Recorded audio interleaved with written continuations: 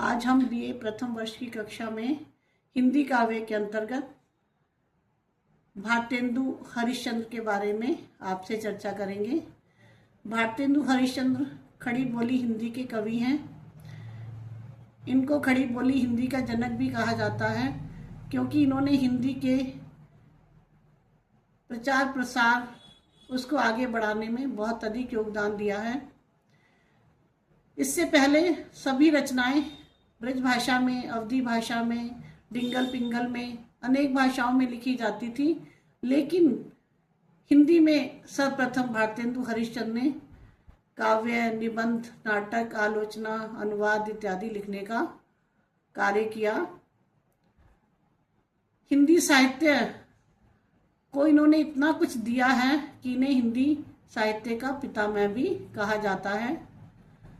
भारतेंदु हरिश्चंद्र ने जो बीए प्रथम वर्ष की कक्षा में प्रेम माधुरी काव्य है, उसमें से जो कविता ली गई है उसका नाम है रोकहूं जो तो अमंगल होए। इसमें एक नायिका परदेश जाने वाले नायक से या अपने प्रियतम से अपनी भावनाएं व्यक्त करते हुए कह रही है, रोकहूं जो तो अमंगल होए। यदि मैं आपको रोकना चाहती हूं तो अमंगल होता है, अर्थात ऐसा माना जाता है कि किसी को जाते समय रोकना अशुभता का प्रतीक है। इसलिए मैं अमंगल नहीं करना चाहती। जो प्रेम नहीं जो कहे पिए जाइए। और यदि मैं कहती हूँ कि प्रियतम जाइए तो ऐसा लगेगा कि मैं आपसे प्रेम ही नहीं करती। जो कहे जाहू ना तो प्रभुता।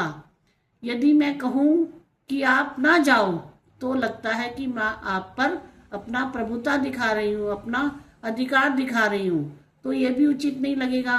जो कछु ना कहें तो सनेह न साइए। यदि मैं कुछ नहीं कहती तो मेरा प्रेम नष्ट होता है। यदि मैं कुछ नहीं कहूँगी तो सबको लगेगा कि मैं आपसे प्रेम ही नहीं करती, आपको भी लगेगा कि मुझसे प्रेम नहीं करती।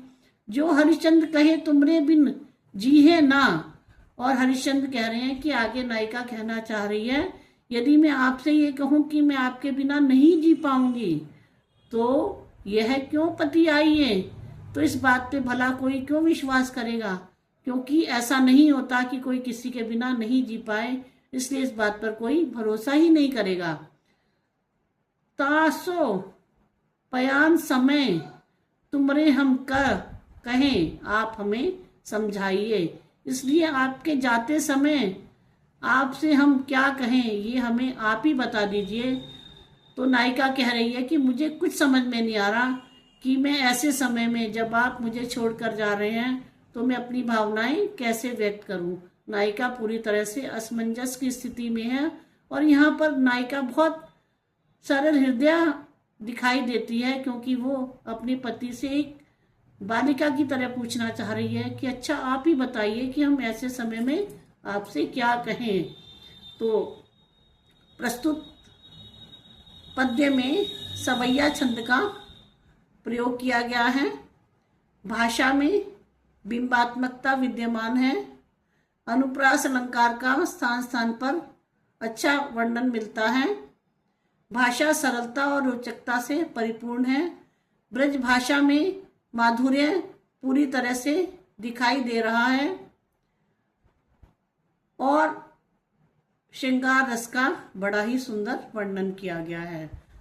नायिका का अपने परदेश जाते समय प्रियतम से अपनी भावना वो प्रशंसनीय है।